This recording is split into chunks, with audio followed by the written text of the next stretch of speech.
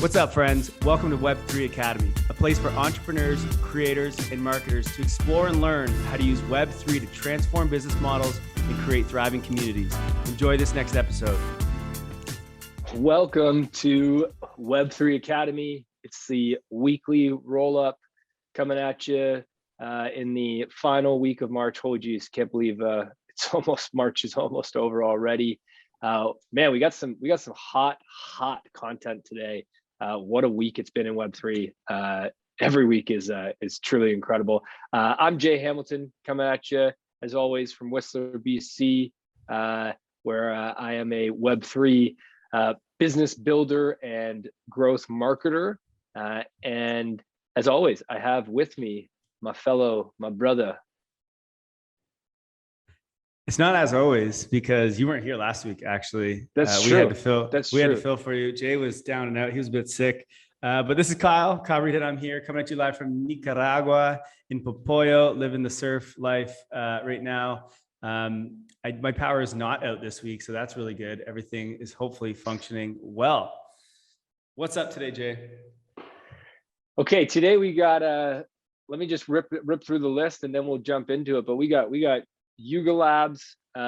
Seems like we keep covering them every week, but there's so much happening over at Yuga Labs that we want to share. We got a little topic about the future of NFTs. Is more than just PFPs. Who knew? There's actually utility in NFTs. What is that? What are some examples of that? We're going to show you some pretty cools.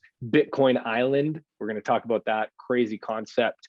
Then we're going to talk about the future of Web3, some interesting reports coming out, and some interesting ideas and concepts about where we could be in 2030 and what the world will look like as Web3 develops and grows.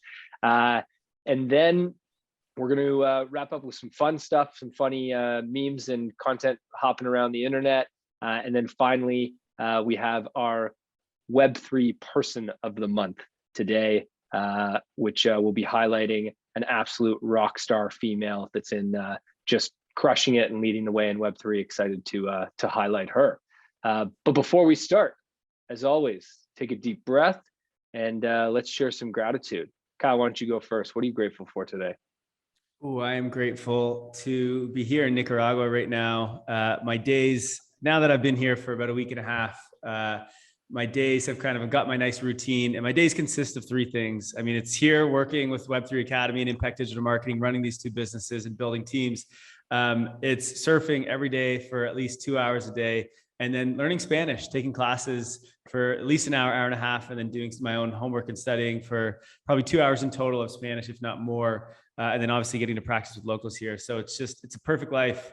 I'm so grateful, blessed to be able to do this every day, and just, super happy to be here right now. I love it. And as a result, I've noticed the no distractions means Kyle is working 24/7. So a business partner like that, and keeps you going. Kyle's pushing right now. Absolutely. What about you? What are you grateful for, man? I'm grateful for my health. I got just absolutely rocked by COVID last week, which was a bit of a surprise because I had heard that COVID wasn't that bad. At least Omicron wasn't that bad, and it was pretty shit for me. Really took me down and took me out. So I'm happy to be healthy and very grateful to be able to bounce back and to be back on the pod. Missed you guys last week. And I'm also grateful for Jeremy for subbing in for me last week on the podcast. Shout out. Lots of gratitude going around today because I'm also grateful to have you back, man. Although Jeremy did a phenomenal job, so thank you. I'm gonna lose my seat here, I guess. I gotta fight for it. All right. Well, before we begin, as always, Kyle, what's the Web3 word of the week?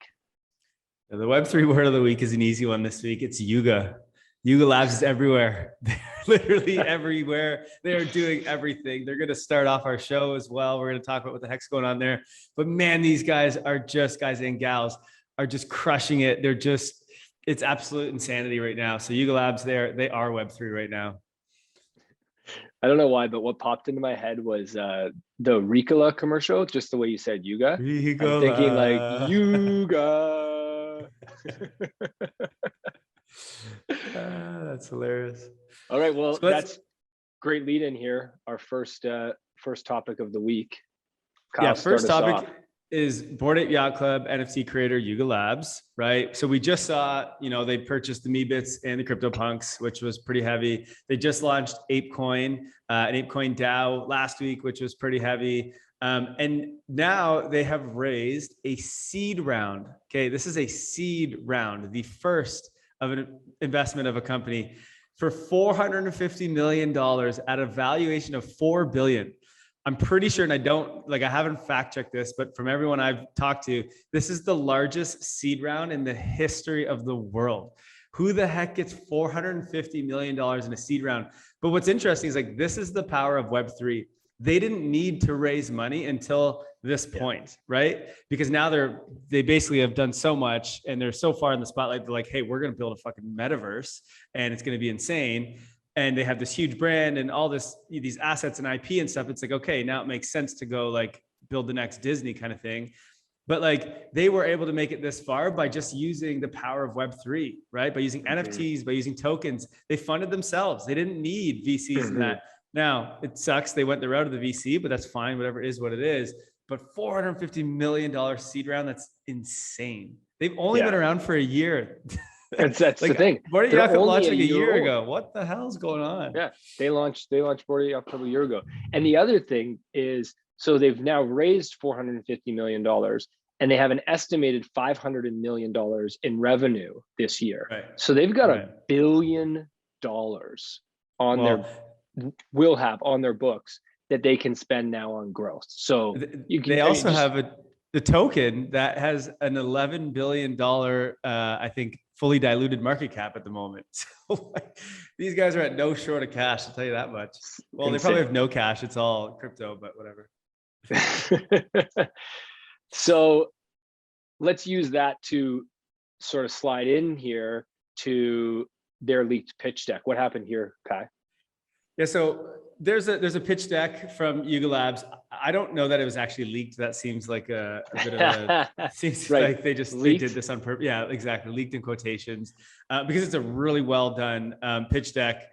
And if anyone wants to see just how you can pitch Web3, how you can pitch NFT brands, how you can pitch metaverse and gaming. These guys did a really phenomenal job on just the things they want to do. I don't really want to go through it all. I think it's long. It's 60 pages, whatever. But if you're building in the space, check out this pitch deck because they just sort of talk about the future, what they want to do with this. They go through all their financials, so it gives you a good idea of numbers and things that they were doing, what they're projecting. Basically, what they're trying to do here, though, is they're going to take their brand Bored Ape Yacht Club and they want to build out a metaverse for it. And so they're kind of in the race now to build out the next, let's call it a Decentraland or sandbox, a place where people can go and be immersed in the digital world. And they'll be using Bored Ape Yacht Club throughout that and the different apes in that throughout the metaverse, and that'll be a big part of it. So will Meebits, so will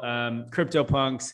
And they put out a trailer video, I don't know, a couple of days ago as well, where they had a couple other NFT projects in there. So it looks like they're basically trying to become the next Disney in the sense of owning the top projects in the space and the top NFT sort of IP. And then they're going to build a universe around it, which is going to be a game, I guess.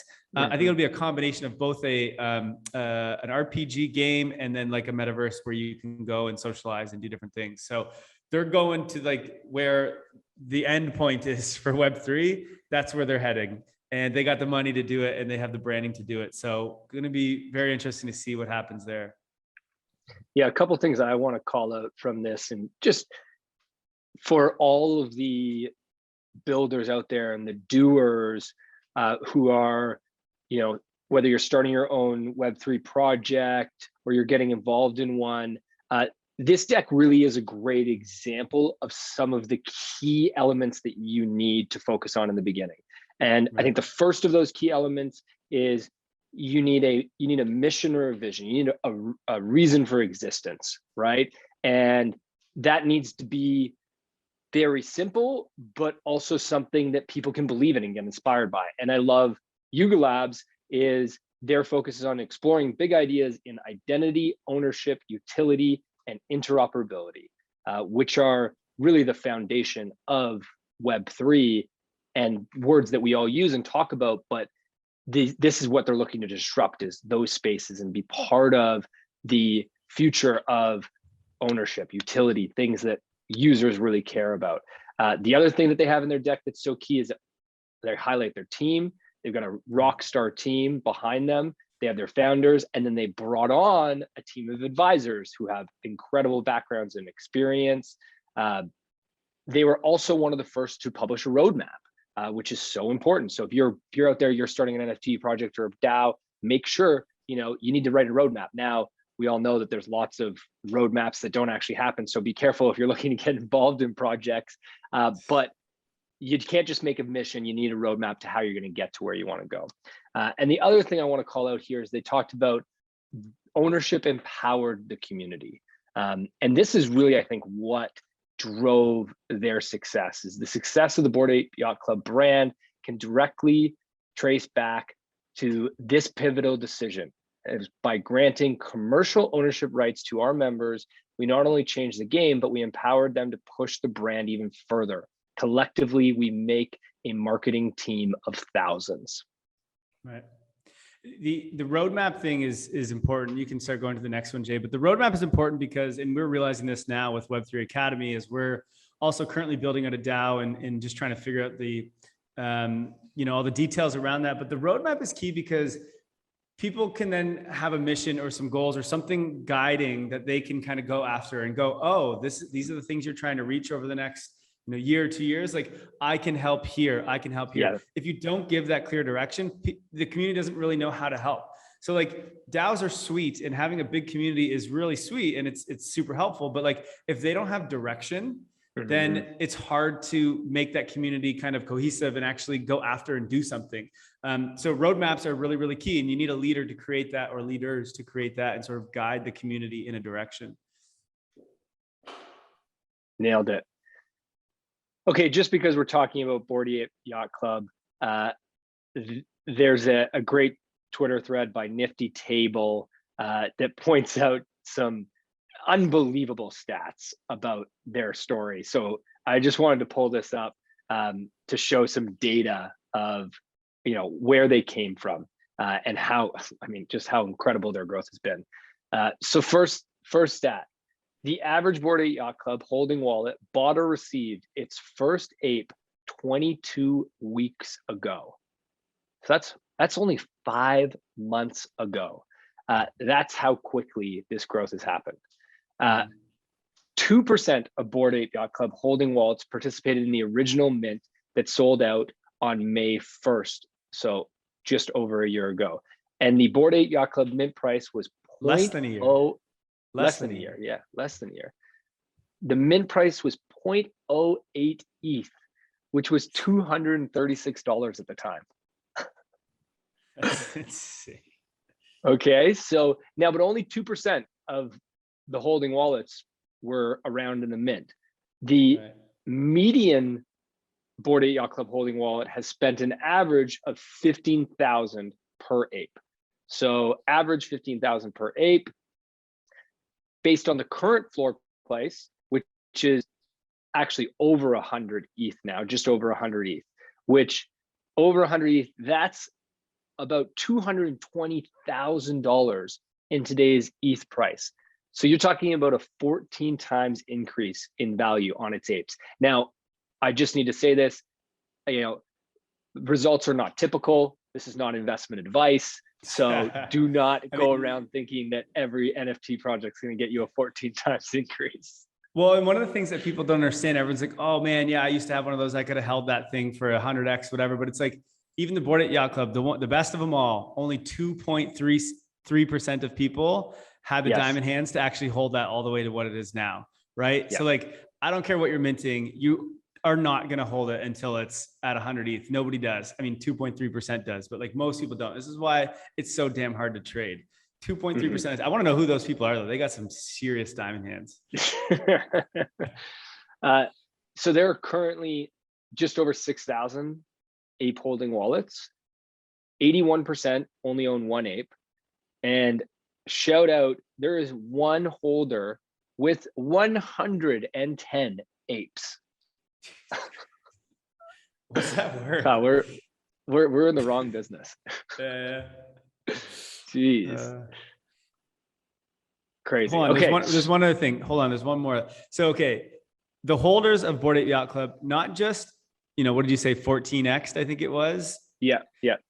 It's way more than 14x. From the median, like the average holder, 14x. So the average purchase price was 15,000. That is 14x to about 220,000 today. Okay, so but the 2.3% that bought it at 0.08 ETH and minted. Okay. Now worth 100 ETH. Now here's what's even crazier. They also got the airdrop of the Mutant Ape Yacht Clubs, which I think their floor is, I don't even know anymore, but 20, 30, 40, something like that ETH as well. They had another airdrop with, I think it's the Serum or whatever, which is over 10 ETH. Then they have the ApeCoin airdrop, if they continue to hold that, which they got, what does it say? 10,000, I think 94 is what you get for one, if you have one ape, which is worth over $112,000. So like these guys own an asset worth like whatever, 250,000. And probably if they like sold all the things they got, the ape coins and mutant, whatever, it's like $500,000 probably they made, plus they hold onto their asset. It's insane. And all in under a friggin' year. Yeah. What the hell? Yeah. Insanity. All right, let's get off the Yuga Labs Bored Ape Yacht Club scene for a bit. So let's transfer into NFTs. Obviously, we're talking about the biggest NFT out there, and just here's a stat up here. Total NFT sales volume all time on Ethereum has now surpassed $50 billion. $50 billion, just insane. Now, here's the thing. Most of these right now are probably JPEGs, PFPs, JPEGs. But what do we see about the future, Kai? Well, this was a tweet that I put out this past week, and basically just said, you should not be asking, how can I launch an NFT, which is something I get asked all the time. And instead it should be, you should be asking, how can I use NFTs to support my business, my idea, or my community? NFTs are not the idea. They are just a tool to support the idea. And the sooner this space figures that out, the better. And the reason why I said that is like, one, I've said this on the podcast a bunch of times. I think a lot of these PFP projects are just copycats of Bored Ape Yacht Club and CryptoPunks. And like, they just hold a certain amount of value because they were one of the first. They happen to just execute at an incredible level, and they just like, it's one of those once in a lifetime, like just right place, right time, right everything. And most of these other ones just aren't going to do that. And the amount of people I get that are like, I want to launch an NFT. What should I do? And it's like, that's just the wrong question. It's not about an NFT. NFTs are tools that help you with your business, right? Just like, I don't know, getting an LLC helps you with tax purposes and allows you to get investment for your business. That's what an NFT does. It helps you with fundraising. It helps you with governance, or with, distributing IP, or, whatever, access, et cetera. Like, it's a tool. It helps with branding. Bored Ape Yacht Club, it's branding, right? You see an ape and that's branded. Great. So it's a multi-purpose tool that does a bunch of different things, which Web2 doesn't offer, Web3 does. So it's an amazing tool at that. It's an absolute incredible innovation and unlock for business, but it's not about the NFT. That's just the utility that you then think about, and you figure out, how can I use this NFT for utility of my business, my idea, my community? Bored Ape Yacht Club, look, it's not about their NFT. It's about the business they're building around this metaverse and the game that they're going to create. NFTs will just be used inside of the game for land, or for branding, or for avatars, et cetera. And I think that's something people need to wrap their heads around. And the sooner we do, the sooner that this space matures, right? It's similar to what happened with the 2017, 2018 ICO boom, where just like, everyone was like, let's tokenize and decentralize everything. And it was like, slow down, guys. We don't have to put a token on everything. There needs to be utility for it. Otherwise that token goes to zero, which almost, like 99% of them did from back in the day. So same sort of thing. Yeah, I think you nailed it. It's people are asking the wrong question right now, right? And it's human nature, right? Something spikes in the media, and everybody sees it, and everybody wants to get involved. And they want to play, they want to play in the game of FOMO because, you know, you don't want to miss out, right? Right. But the NFTs they are not a business in themselves. Unless you're trying to create a protocol to support NFTs or something like that. But for most people, like you said, it's a tool. It's a digital Swiss Army knife, which is a comment. I was just gonna say that's right that here. comment. That I never even saw that. Can you hit a like on that for me? This is Yeah. great. NFTs are digital Swiss Army knives. I like that. Didn't even notice that. So let's jump into a couple examples of how you can use NFTs. I've got one here, which is Bitcoin Island. So this is back in 2017, a group of people bought a 1 square mile private island. And they said, hey, anybody want to live here with us? We'll come together. We'll be crypto enthusiasts. And 50,000 people apply to live there. You know, why apply? No capital gains tax, no withholding tax, no death tax. You get to live on a tropical island, live around like-minded people, right? Sweet, okay? You're probably wondering where this island is, and they're trying to change the name of this island to Satoshi Island, which is also amazing. The island is called Vanuatu, and it is basically off like east of Australia. Like, just look at a map, think where Australia is. It's east, way out in the middle of nowhere. And so they finally got approval to get permits and start building. And so they're going to do visa applications via an NFT.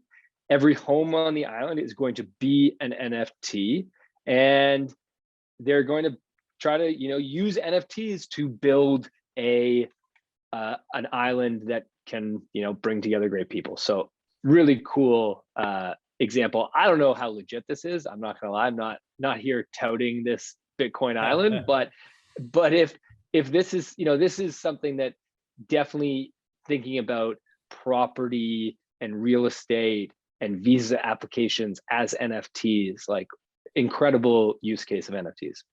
Yeah, we went super far into like where Web3 can go, where NFTs can go. But like, look, this makes sense. And people are like, well, why do we need an NFT as your visa, right? Or as a, like, let's say as a passport or whatever. And it's like, have you ever tried to do like the passport process and how awful that is going into the, like, you know, your provincial or federal like office and try to apply Embassy, for a passport. Yeah, like, you know, and then they give you this paper thing. Like mine currently, my passport is ruined right now. Like my face is like all smudged because I was sweating when I was hiking one time, and like it's a struggle to get into Canada, bro. It's a struggle to get into countries with this. They're always like, wait, what's going on with your face? And so like if it was just an NFT in my wallet, like that can't happen. That's just so much easier. So like it makes complete sense. It's also cool that they're like, you can only have a certain amount, right? So like they're only going to allow, let's say 50,000 people on the island. So that's actually kind of cool, create some scarcity. And of course, NFTs allow you to control that. And same with like real estate. You ever dealt with the amount of intermediaries in real estate is insane. It actually is one of the reasons why I haven't bought land yet, because I'm just like frustrated with how stupid it is. And it's like NFTs get rid of all that, right? You can just use a smart contract instead of a bunch of paper contracts with a bunch of lawyers and shit. So to me, like, it's definitely the future. How that all works and functions, like right now, obviously it's still open-ended and we don't have the best solution yet, but like, I can see that that's where it's going. There's no doubt. Yeah. Well, and that's a great conversation that we should have actually on another podcast, is the application layer that needs to come in here, because we've got the infrastructure now, right? And this is the way technology always advances, is, you know, first you have the infrastructure, and then you have the application layer that builds on top of that. And so that's the next step. Okay, another great example here of NFT use case is Gary V using VFriends and the way he sold VCon tickets. So let me just give a quick recap of what Gary V did here. So first, he created an NFT project called VFriends, which are those, you know, really simple hand-drawn, he actually drew them himself, hand-drawn PFP basically. Then he sold those 10,000 NFTs initially for a profit of $20 million. And the utility of that was that you would get access to his annual conference and surprise drops in the future. Then over the past year, the floor of that NFT went from 2,000 to 45,000. And Gary Vee made an additional 13 million in royalties on those sales through smart contracts, which you can program into an NFT. So now we're leading up to VCon is, I believe it's in May. So he launched VCon back in December, announced a whole bunch of speakers, and then he airdropped a conference ticket to all the NFT holders, the VeeFriends NFT holders, and they can either use that conference ticket or they can sell it. So now you have a whole bunch of people who get value, but then also they can then sell that ticket if they're not able to attend, if they don't want to attend.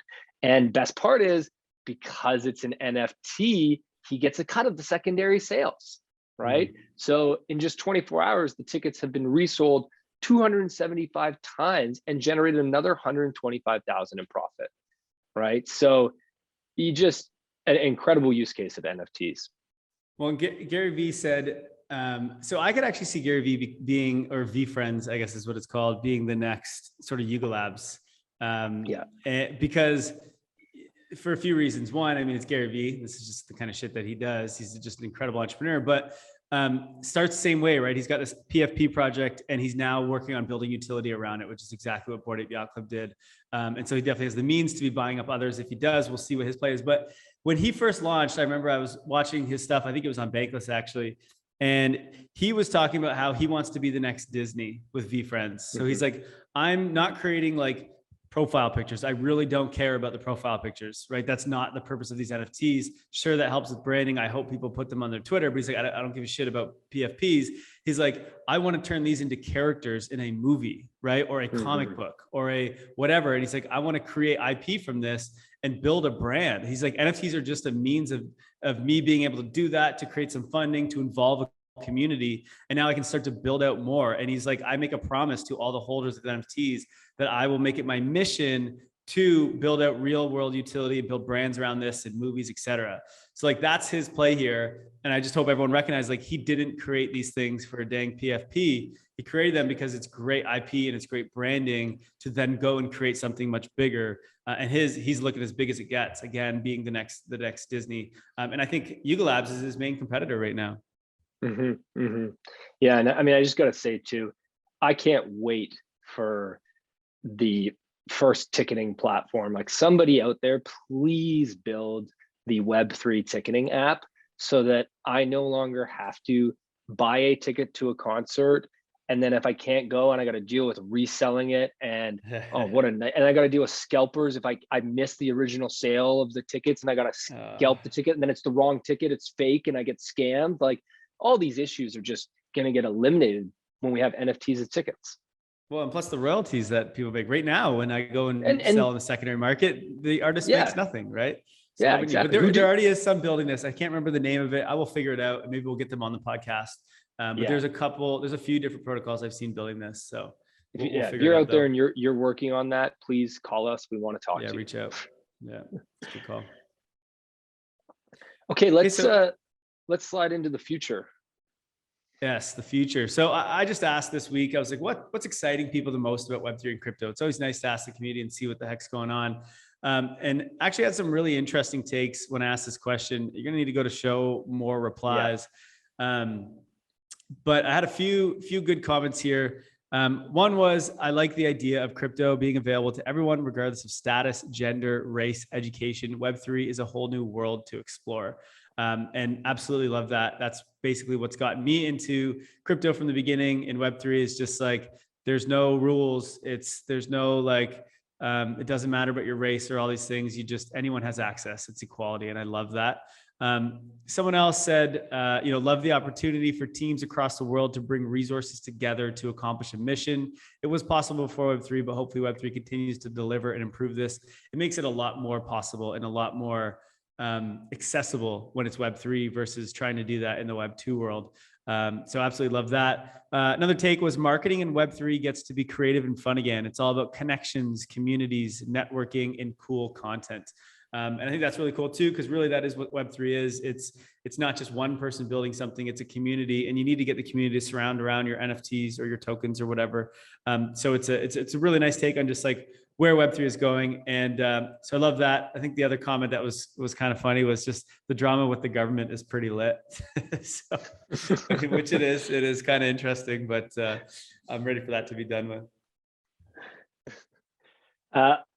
Okay, so talking about the future of Web3, Accenture, which is one of the world's largest consulting, accounting, I don't even know what, IT firms, huge firm. I actually got an offer to work at Accenture out of business school, and didn't end up taking it. This is probably 15 years ago, but they produce incredible reports and trend analysis. And so they released a report this past week. Take a look at it. It's about 100-page slide deck, dense with so many great things. But one slide that really caught my attention was a graph that basically shows a timeline of where we are, what has happened to date, and then some projections of the future. And so I just want to read a few of these. I'm going to start with a couple of where we are today stats. So first is in 2020, the average American adult increases their time online 25% to 16 hours a day.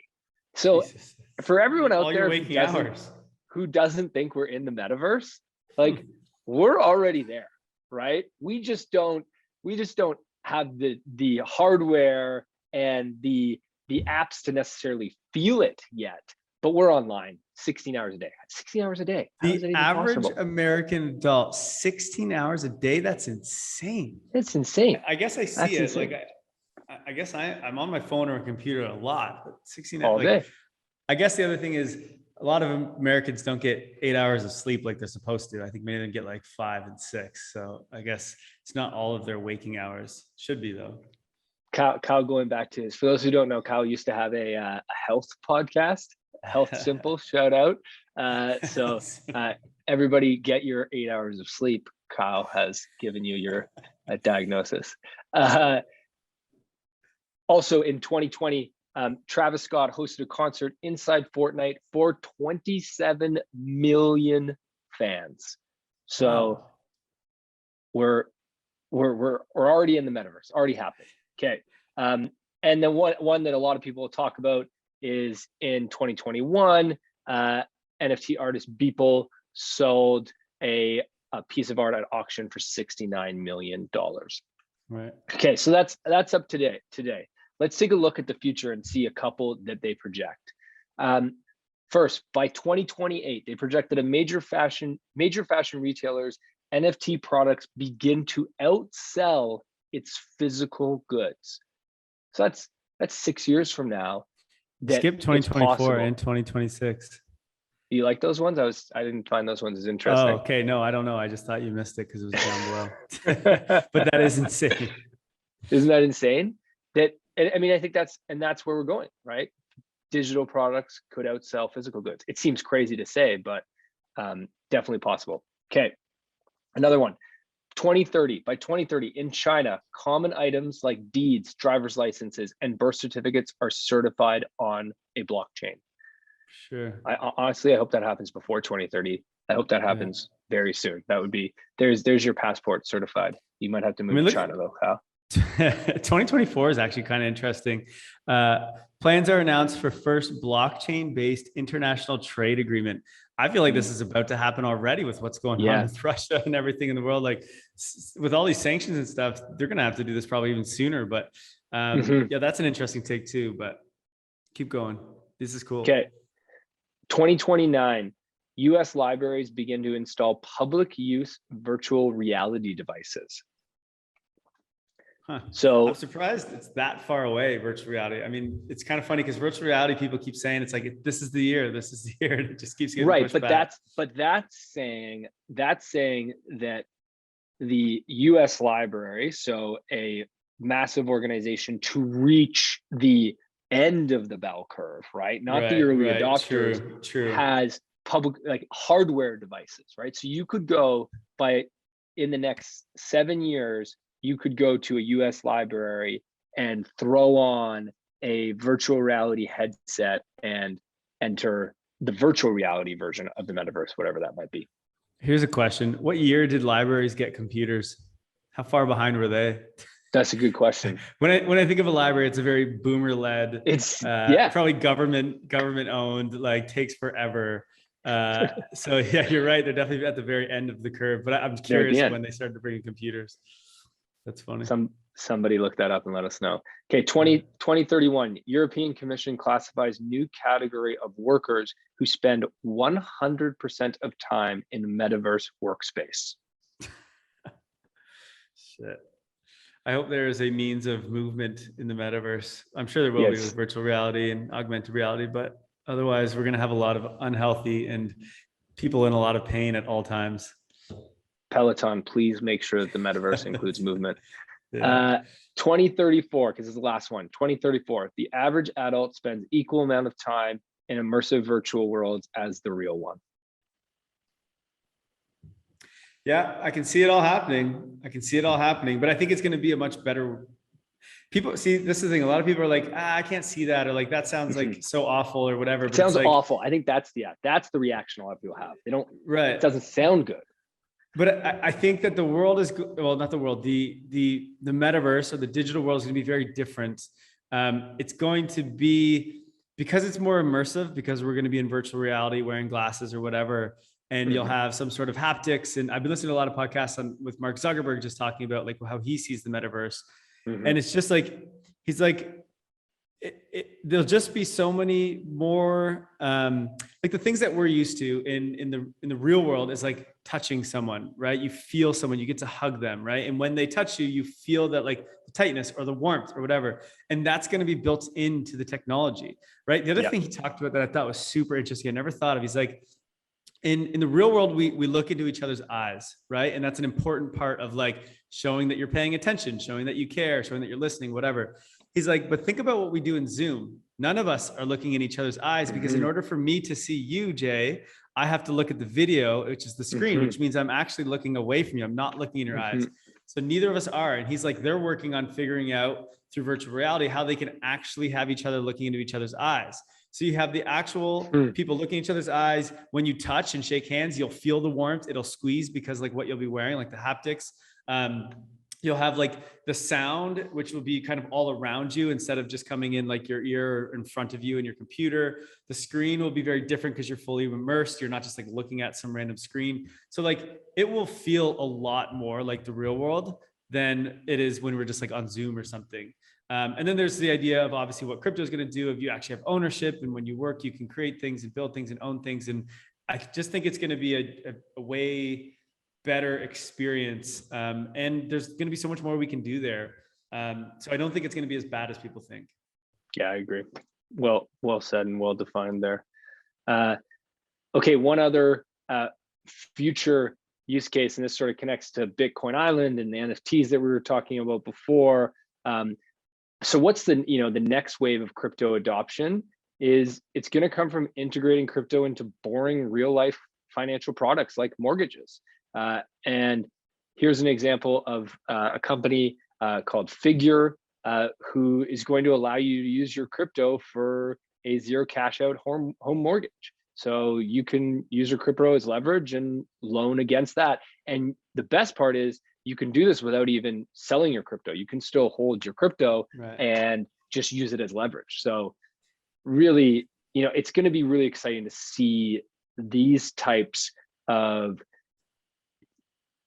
apps and abilities within the financial system to reach out to the masses to get them onboarded. Services, yeah. I mean, this is my take on, everyone's so excited. I mean, the people in crypto are really excited about DeFi, decentralized finance, and like, the borrowing, the lending and all that stuff. And like, yes, it's amazing. It's incredible. And it's a huge unlock for the world. I love it. But that shit's not going to bring millions or billions of people into crypto. It's just not, because do you know how damn confusing it is to figure out APYs and APRs and like whatever the hell else, like collateral and all this. Like the average person doesn't know that, doesn't care about that. And just less than 1%, less than 1%. Right, exactly. And that's why DeFi is as small as it is right now. And like, yes, it's a crazy unlock. And this is huge, mainly for those in the financial world, but most people are not in that world. And yes, it would be great if everyone knew how to use this stuff and it would change everyone's lives. But like most people don't care and are never going to do it. What people are going to use though is not almost everyone, but most adults own a house. And so if they can find a better way to get a cheaper mortgage, right? Or to have a way cheaper, interest rate, or have to not spend, tens of thousands of dollars on fees with all their intermediaries and lawyers, then they're going to use crypto rails, right? They're going to use, this is technically a decentralized finance service, but it's for what people actually care about and use in real life, which is like buying homes. And I don't know, it turns out NFTs are just as popular, if not more, than people using DeFi. So buying pictures or whatever the heck else people want to buy. But it's those things that the mainstream uses that just get better through crypto. That's what's going to onboard so many people. Yeah. More than I think DeFi will. Yeah. So next up here, I've got a tweet from Chris Dixon, who, talking about crypto going mainstream. Well, mainstream media, the New York Times, released a guide this week called The Latecomer's Guide to Crypto. And Chris Dixon very appropriately said, there's no such thing as being late in crypto. We're actually just getting started. But what reason I bring this up is my parents actually reached out to me this week to tell me about this article, because they're not listening to Bankless.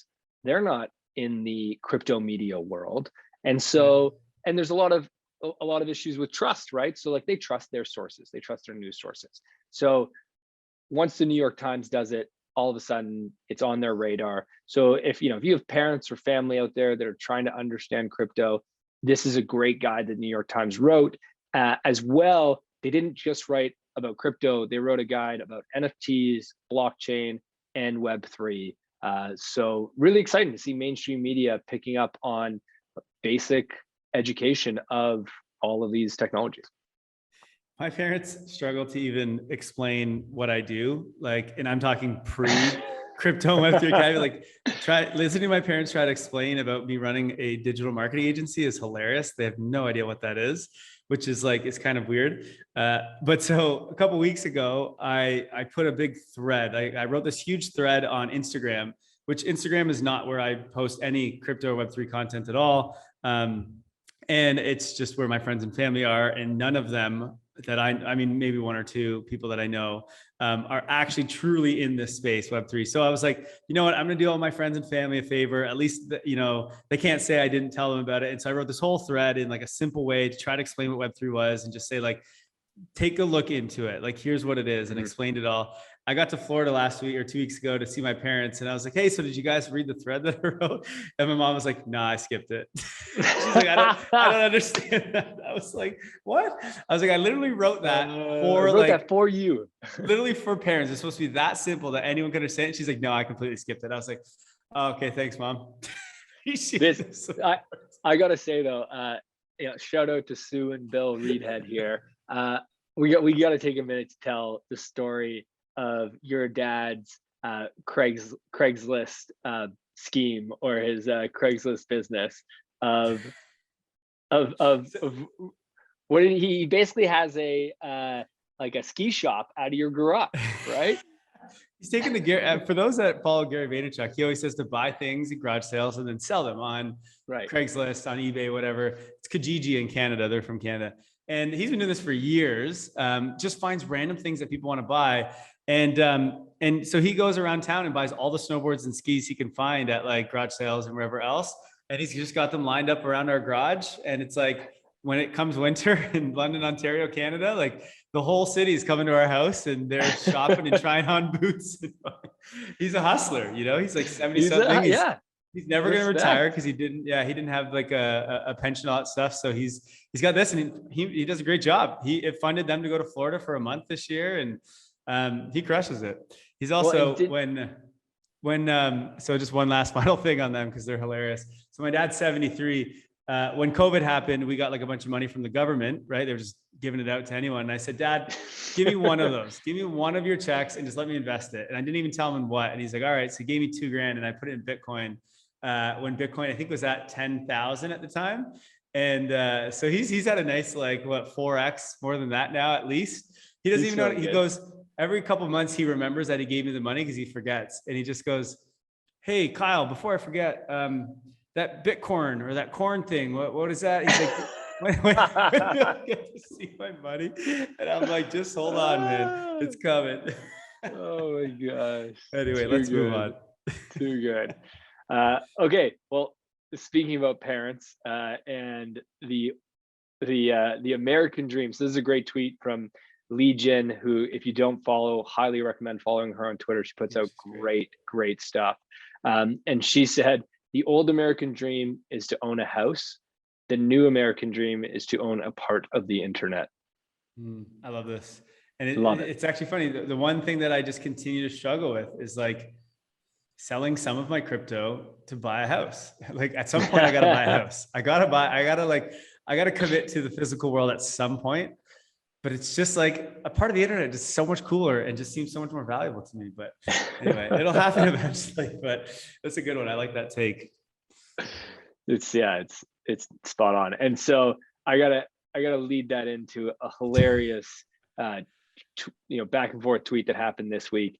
I don't know if you guys saw this, but Tom Brady tweeted at Vitalik Buterin and said, "What's up, Vitalik? You may not know me, but just wanted to say." Vitalik went first. Oh, Vitalik's tweet is first. Yeah. Look at one day ago, 4 hours ago. Oh, yeah. Sorry. So Vitalik went first. Vitalik said, "I didn't even know who Tom Brady is. Had to ask people around me. My best guess was that he was the actor from Mission Impossible." Tom Brady, the greatest NFL player of all time. So then Tom Brady said, "What's up, Vitalik? You may not know me, but I just wanted to say I'm a big fan of yours. Thank you for everything you built in the world of crypto. Otherwise, autograph wouldn't have been possible. I hope I get to meet you someday. You're the GOAT." It's pretty incredible to see. First of all, so autograph is actually a protocol that Tom Brady is creating. I don't know the details on it. Maybe we should showcase it one time. Something to do with like sports and athletes and them kind of like in a creator economy, I think, for athletes. But very interesting. But yeah, how does Vitalik finish it off? And Vitalik finishes by responding and saying, "Thank you so much for your kind support." And Vitalik is so cute. He is. He's just like a teddy bear. Like he's like the smartest teddy bear in the world. The thing, he really is, but the thing, he's actually an absolute genius. But the thing that's interesting about Vitalik is like, obviously he's a leader in this space, right? Just like an Elon Musk would be and what he's doing, and et cetera. And like to see Vitalik, if anyone has followed Vitalik for even just the last, like, I feel like the last 3-4 years, this guy has just like, I mean, he's still awkward and whatever, but like he used to be extremely awkward. Now he's like fairly well-spoken. I don't want to say he's like amazingly spoken, but like, he's just like, he's well-spoken for the most part. And just like the things that this guy talks about, like there's so many other leaders of other blockchains that are like all about the money, right? And they just like, they're like calling out other projects and they're like bashing other people. Like Do Kwon, the one from Terra Luna, just yesterday tweeted out that like, he's got a stable coin, and then DAI is the big one on Ethereum. And he's basically just tweeted out that DAI is going to end soon. It's going to die. And it's just like, why even say that? Like, that's not a good role model. And Vitalik is he hasn't made a mistake yet. He's just like, just so, he just wants to focus on the research. He wants to focus on exploring the potential of this industry. And he's just done such a good job at leading. I mean, the Ethereum Foundation, sure, but leading just like Ethereum devs and just the community at large, and just exploring the possibilities here. Just an incredible role model of what Vitalik's doing, but also absolutely hilarious. He wears like pajamas to conferences and teddy bear costumes, and doesn't even know who Tom Brady is. Like, what? So funny. Well, and also what I love about Vitalik is most people who get as wealthy as he does at any age, quite frankly, turn into egotistical, I'm too good for you. But he's so grounded still, and his view has always been focused on bettering humanity. I can't tell how many times I've heard him talk on a podcast, and it always comes back to improving public goods, making the world a better place, longevity of life, quadratic funding in order to have a better model for fundraising for public goods, for not-for-profits, for charities. Incredible work. Yeah, I think if there's a few like Vitalik in this space. There's Sam Bankman-Fried, SBF, who is the founder of FTX. And he's just, the guy's the richest under 30 last year, I think, just billions of dollars already. And he's like 31. And he's donating it all, just getting rid of it all, doesn't care about money. He, again, is just someone that wants to lead this industry in the right direction. Brian Armstrong, the CEO of Coinbase, to me is also just a stand-up role model in this space. And I think we're lucky to have, leaders like those three who are just really paving the way for this industry and just like, really representing it well, both at Congress and just to the world on social. Yeah. Good.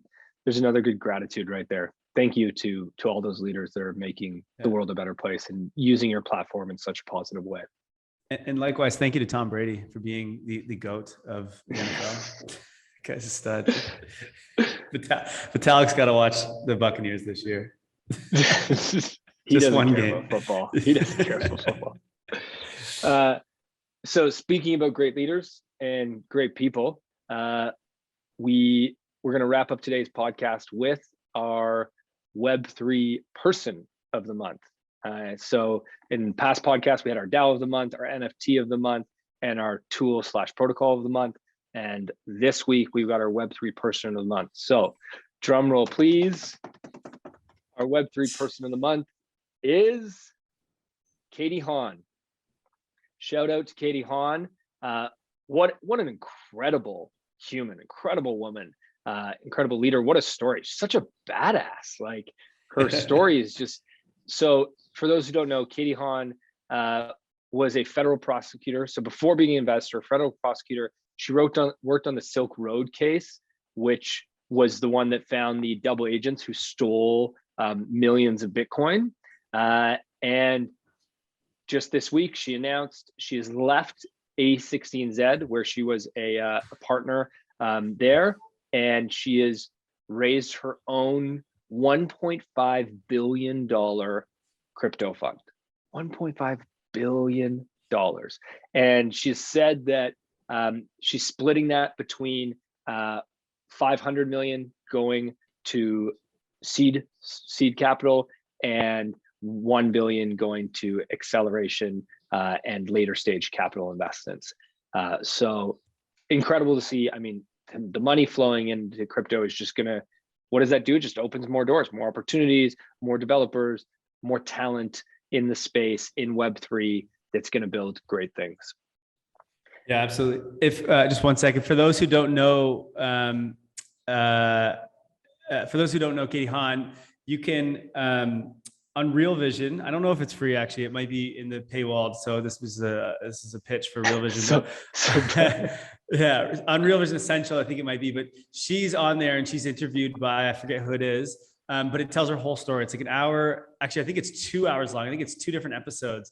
And it goes through the whole story of Silk Road and like what they were looking at and how it all went, like how the whole story all went. And she gives all the insights of like some of the agents that were involved. And it's super, super interesting. So I would highly recommend checking out there. I'm sure there's other stories like maybe on YouTube for free or something, but is a sick story on Real Vision. Check that out.